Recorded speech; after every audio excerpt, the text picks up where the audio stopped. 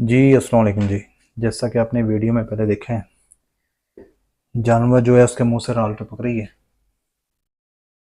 जानवर के मुंह से राल टपकने के इस अमल को हम क्या कह सकते हैं? जहर बात कह सकते हैं।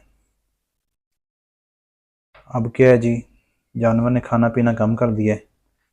जानवर जो है परेशान है, आपके सामने है। अब अगर हम इसके तरीके इलाज की बात करें तो हमें चाहिए कि हम जानवर को फिल फॉर मीठा सोडा जानवर के जिसामत वज़न के हिसाब से पानी में मिक्स करके पिलाएं। 50 ग्राम खिलाएं या थोड़े से पानी में, नीम गर्म पानी में आप मिक्स करके उसको पिला सकते हैं।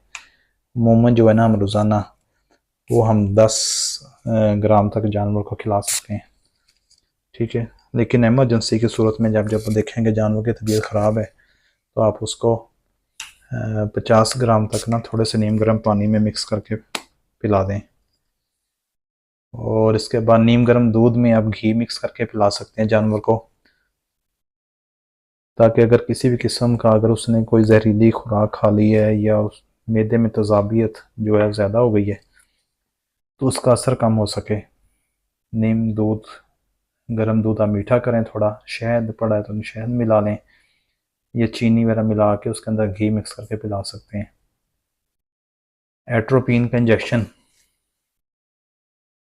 ये आप लगाएंगे गर्दन में, गोश्त में एक तरफ, और साथ में एंटिल या एनविल या एवल, इनमें से कोई आपको मिल जाए। फेनविल मार्केट में मुख्तलिफ नामों से मुयसर हैं, ये मिल जाए तो ये आप साथ में इस्तेमाल करेंगे। एक गर्दन में एक तरफ, दूसरा गर्दन में दूसरी तरफ।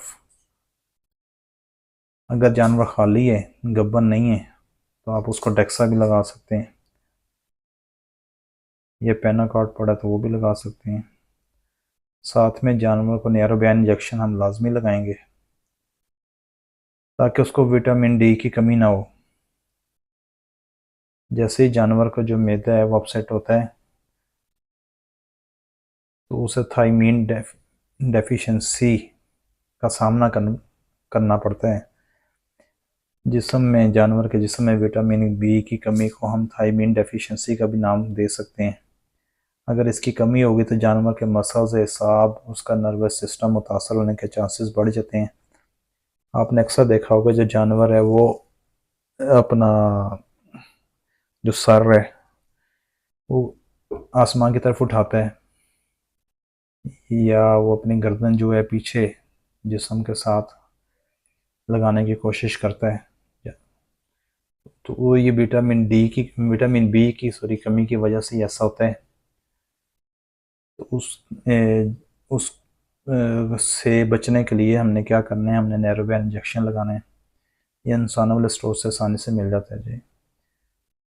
अगर घर में आपके बी कम्प्लेक्स पड़ा हुआ तो वो भी बेहतर है, वो भी काम करेगा।